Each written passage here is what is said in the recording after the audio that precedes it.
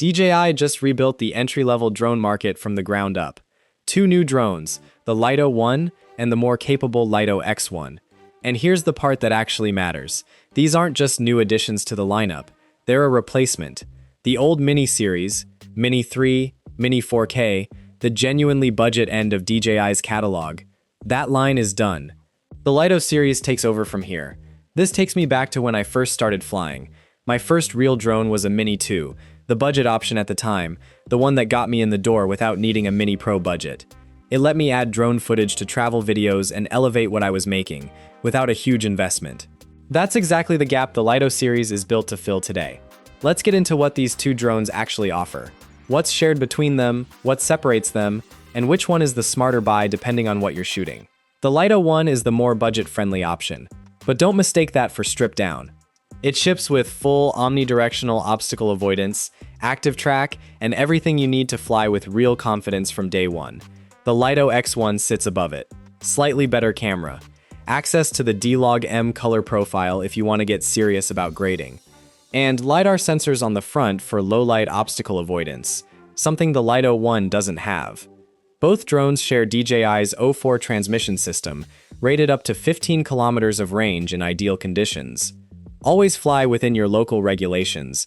That typically means maintaining visual line of sight, regardless of how far the signal claims to reach. Both also carry the safety features DJI is known for, including automatic return to home if you lose signal. The Mini series is gone. The Lito series replaces it. So what's actually new, that we haven't seen before at this price point? Full omnidirectional obstacle avoidance. That's the headline. As you fly, the drone can see in every direction and make real decisions about how to handle obstacles in its path. You can set it to stop dead when it detects something, or set it to bypass, letting the drone navigate around the obstacle and continue roughly the direction you were already heading. For a drone in this price bracket, that's a genuinely welcome addition.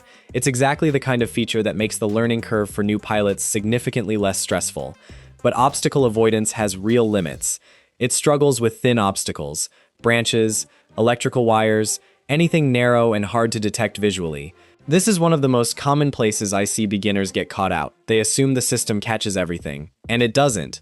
Also worth remembering, obstacle avoidance switches off entirely in sport mode. Fly with these limits in mind, and you'll have a much smoother experience. Both drones also include a vision assist feature. Tap the icon in the bottom left of your screen, and you get a live feed from the obstacle avoidance cameras in whichever direction you're moving. It's not a high-resolution picture, but it's genuinely useful for spotting something in your flight path before it becomes a problem. What is the LiDAR? What it actually does? The Lito X1's LiDAR sensors sit right on the front of the drone. On the Lito 1, that same spot is just an air vent. Here's why LiDAR matters specifically at night. The standard obstacle avoidance cameras, mounted top and bottom, rely on visible light, and they struggle once it gets dark. LiDAR doesn't have that problem. It uses light pulses to detect distance and obstacles regardless of ambient lighting.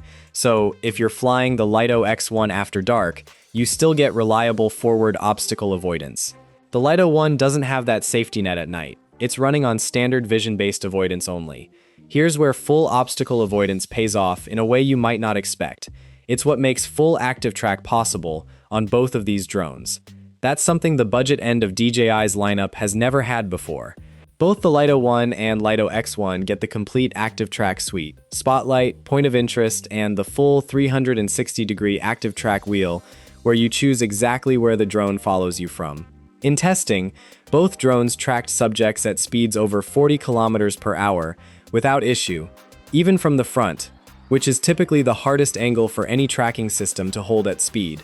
I also put the system into a genuinely tricky scenario, with an obstacle directly in the flight path during a follow shot, and it navigated around cleanly with no hesitation. For walking, cycling, motorbike footage, or slow-speed driving shots, both drones handle this with ease. And in my testing, the X1 and the standard Lito 1 performed essentially identically on tracking quality. The premium camera doesn't come with a tracking penalty. Spotlight mode deserves a specific mention, because it's the feature I think beginners will get the most value from fastest. Draw a box around your subject, then fly the drone freely. It keeps that subject locked in frame regardless of your stick inputs. It removes the need for precise manual framing while you're still learning control inputs, and it's genuinely one of the most popular features across DJI's entire lineup. Seeing it land here is a big deal for this price tier. Quick shots are here too. Drone, rocket, all the standard templates, along with master shots for fully automated cinematic sequences. Plenty to explore while you're still building confidence as a pilot. One thing I'll always recommend regardless of which drone you choose, pick up DJI Care Refresh if it's available where you live. It's effectively an insurance policy. Pay a smaller upfront fee, and if you crash, you get a replacement or repair without losing your full investment. It buys peace of mind, especially while you're still learning. The camera is where the real difference between these two drones shows up. The Lito 1 carries a 1/2-inch sensor. The Lito X1 steps up to a 1.3-inch sensor, meaningfully larger, which generally means better dynamic range and stronger low-light performance.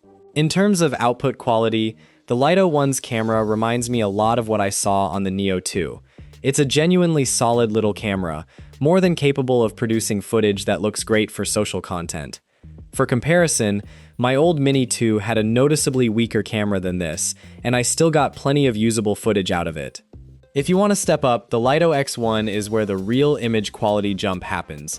The larger sensor delivers better low-light handling and an overall stronger image. To my eye, the output looks very close to what the Mini 4 Pro produced, which was a genuinely excellent camera for its time. DJI states that the Lito X1 actually outperforms the Mini 4 Pro specifically in nighttime conditions. The X1 also unlocks D-Log-M, a flatter color profile that preserves more highlight and shadow detail, recorded in 10-bit for significantly more color information than standard footage. That gives you real room to grade in post. Raw D-Log-M footage looks deliberately flat and desaturated straight off the drone. Apply a cinematic LUT afterward and it transforms into properly graded, social-ready footage. One trade-off worth knowing, neither camera physically rotates for true vertical shooting, unlike the Mini Pro lineup. Both offer a vertical capture mode instead, a 2.7K crop of the sensor that shows you exactly what's being framed before you record. 2.7K is more than sufficient for Instagram or any standard social platform, even if it's technically a crop, rather than a true rotating sensor. Both drones shoot up to 4K at 100 frames per second, and both can capture 48 megapixel stills in JPEG or RAW. JPEG for shots ready to post immediately, RAW if you want more flexibility in post-production. Battery life claims and real flight time are two very different numbers, so let's separate them clearly. Both drones come in standard and extended battery configurations. The standard battery keeps the drone under 250 grams, which matters in regions where that weight threshold affects registration requirements. The extended battery adds flight time but pushes the drone over that limit. DJI's official claim on the standard battery is up to 36 minutes. In real-world testing, I've consistently seen 27 to 31 minutes across both drones, which is still a strong real-world number for this category. The extended battery is rated up to 52 minutes, though I haven't logged enough flight time on that configuration yet to comment on real-world performance there. If you're serious about a full day of shooting, the Fly More combo is worth the investment. It adds 2 extra batteries for 3 total, the charging hub, and a dedicated carrying bag. The charging hub also supports parallel charging, charging all 3 batteries simultaneously rather than one after another in sequence. That's a genuine upgrade over the older budget mini drones, and it gets you back in the air significantly faster between sessions. Both drones are also notably quiet. Once you're 30 to 40 meters away, they're barely audible, a real contrast to something like the Neo series, which has a noticeably harsher motor sound. If discretion matters for how you shoot, that's a meaningful point in the Lido series' favor. One small feature I didn't expect to see trickle down to this price tier: auto power on. Unfold the rear arm and the drone powers on automatically. No separate power button sequence needed. It shaves real time off your setup to airborne process. There's one storage decision that can genuinely ruin a shoot, and it only affects one of these 2 drones. The Lito 1 has no internal storage at all. You're entirely dependent on a micro SD card. Most pilots fly with a card as a matter of habit anyway, but if you forget it, you're grounded for recording. The Lito X1 includes 42 gigabytes of internal storage. If your card fills up mid-shoot, or you simply forget to bring one, you can still capture footage using internal memory. That's a real safety net the Lito 1 doesn't have. and it's one more point in favor of the X1 if you can stretch the budget. Both drones are compatible with the RC-N3 and the RC2 controller, but the purchasing options differ. The Lito 1 is only available bundled with the RC-N3. If you want the RC2, you'll need to buy it separately. There's currently no combo package pairing the Lito 1 with the RC2 out of the box. The Lito X1 gives you more flexibility. You can buy it with either the RC-N3 or the RC2 in a range of combo configurations. If your budget allows it, I'd recommend stretching to the RC2. The built-in screen means you're not tying up your phone during a flight, the joysticks feel noticeably better, and you get more programmable buttons. That said, the RC-N3 is a perfectly capable option if budget is tighter. You'll just be using your phone as the display. Both drones also support cruise control, which is genuinely one of my favorite features across the entire DJI lineup. Lock in your speed and direction, and you free yourself up to focus entirely on framing and camera movement.